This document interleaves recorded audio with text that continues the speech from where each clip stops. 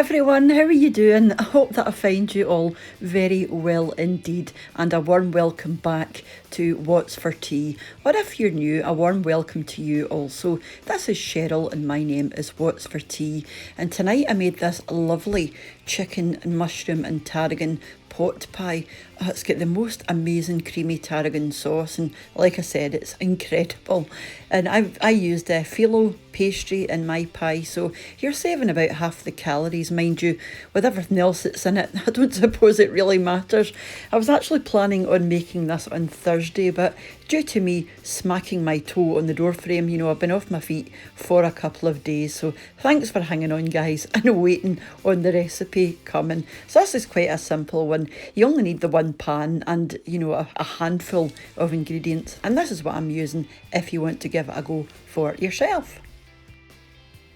So the first thing I've got there is 1 tablespoon of plain flour. I've got 2 bowls with butter in them. One of my bowls has got 50 grams of butter. That's for sort of painting on to the phyllo pastry at the end. And the other bowl has got 15 grams of butter, and that's for mixing into your sauce just at the end. I've got 3 tablespoons of single cream or light cream. You could even use creme fraiche if you prefer. I've got 250 grams of chestnut mushrooms, but you can use whatever mushrooms you like. I just fancied the look of these ones. I've got a little white wine. You're only going to need a dash of white wine, maybe around 50ml, not much. I've also got 3 chicken breasts, which I just cut up into bite-sized pieces. I've got 200ml of fresh chicken stock. I've got 3 tablespoons of chopped tarragon, and I've also got a little olive oil for frying. And of course, you're going to need your pastry sheets as well. Like I said, I'm going to be using phyllo pastry today. Yep. So let's move on and we'll see what's next. So these are the mushrooms that I'm using today, but like I said, use whatever ones you like, and you just want to either slice these up or quarter them. I've just sliced mine just because they cook a wee bit quicker. And this is the stock that I'm using. I was completely out of my own chicken stock, so I picked this one up in the supermarket. It's probably about as close to fresh stock as I'm going to get. So you want to pop over to your cooker and onto a medium flame and just add your olive oil ready for frying your mushrooms. You just want to fry these until they're starting to get soft, and then you can pop in your chicken. So I'm just going to move my mushrooms out of the way for a wee minute just till I can get my chicken moving around. So you just want to cook this until no pink remains, because by the time you put this into the oven, it'll be cooked more or less. Now once you're happy, you can go ahead and pop in a wee splash of white wine.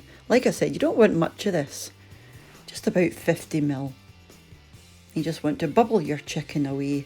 Just keep bubbling and bubbling until your wine evaporates, because you just want the nice wine flavour. You don't want the nasty acidic alcohol flavour.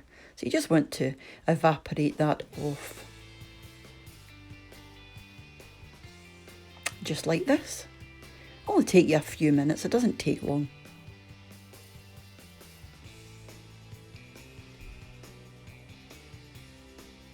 So I was happy with this.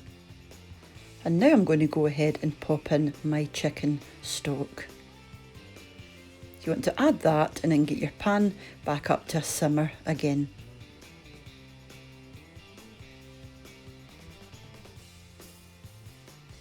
And then you can pop in your cream.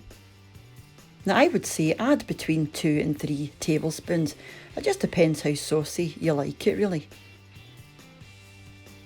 Or how creamy, I should say, actually. Just give it another wee stir round. Then at this stage you want to give your sauce a wee taste and see if you need to add any salt and pepper. Because sometimes I find, it really does depend on the stock, because sometimes the stock can be quite salty. Just give it a wee stir around. Now at this stage your sauce is obviously still very watery. So what we're going to do now is we're going to grab our flour and our butter. This is a tablespoon each. and mix these into a paste. It'll be really easy as long as you're using, room temperature butter. And just plop this in and give it a stir around and bring it back up to a simmer again, and your sauce will start to thicken. Now, the more of this paste that you add, the thicker your sauce is going to be. So it's up to you how thick you make it.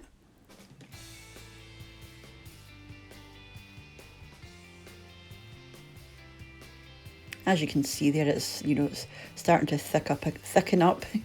It's starting to thicken up a good bit there. And the last thing I do is I add in a wee handful of tarragon. This is just fresh chopped tarragon. And then just heat this through for a couple of minutes, just to get the flavour out and into your sauce. And that is your pie filling done. Simple as that. Now we're going to go over and get our pastry done. So get your Filo out of the packet, and then you want to pop your butter into the microwave to melt it. And you just want to brush this on basically. You don't want too much butter, just a wee bit here and there. And you're going to lightly scrunch your Filo pastry up and just pop it on top of your mixture. Like I said, it's super easy. A one pot, it's just a one pot meal. It's so simple and absolutely delicious. Beautiful combination of flavours, the chicken, the mushroom, the tarragon, the cream, the wine. Oh, lovely. And this was me almost finished.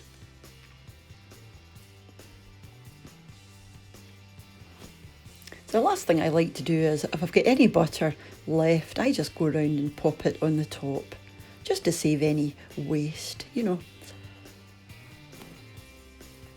I also put a wee bit of black pepper on the top. Now you want to bake this for between 15 and 20 minutes in the oven. Now you just want to make sure your pan has got a heat resistant handle, because you don't want your handle melting. Ideally you'd be using a cast iron pan, but I have actually loaned mine to someone, so I'm still waiting on that back. But luckily this pan is heat resistant, so my handle didn't melt. And this was me 20 minutes later. Gas mark 5, so it's quite a low heat. Like I said, you just want it in there until your pastry is nice and golden, because your filling is cooked. And it's lovely and crunchy and crispy. Oh, I can still taste this now, it was delightful. And all you have to do now is serve. So we're just going to have some garden peas and some mashed potato on the side. This will do 4 or 5 people generously. So yeah.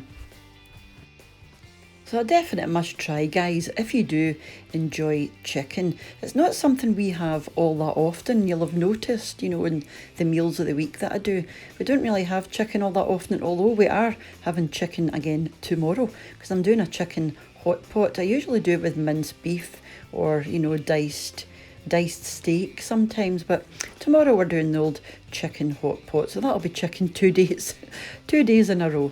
So thank you very much, guys, for popping over and sticking with me until my toe was a wee bit more mended. It's actually looking a lot better now. It doesn't hurt anymore, but it's still bruised. So that was it. Short and easy. A very, very easy one, that. So like I said, why not give it a wee go, and let me know if you do decide to give it a wee go. And until I see you next, which is going to be, I've got a wee mini Asda shopping haul going up because I wasn't on my feet. Mr. What's for Tea done the main Aldi shop this week, so I wasn't there, so that was all put away again and receipt lost as usual. You can never seem to keep a hold of a receipt. Anyway, so I done a wee Asda mini shop today, so I filmed that, so I'm just going to edit that after I get this one up, and I'll pop that up for you to see as well. It was just some extra bits and bobs that I was needing that Mr. What's for Tea had actually forgotten to get. So yeah, like I said, that'll be probably later on tonight or possibly tomorrow. Then obviously tomorrow we've got the meals of the week again, started off on Monday, and it'll be all the way through till tomorrow, which is Sunday. So yeah, so thank you, like I said, guys, for popping over, checking out the wee recipe.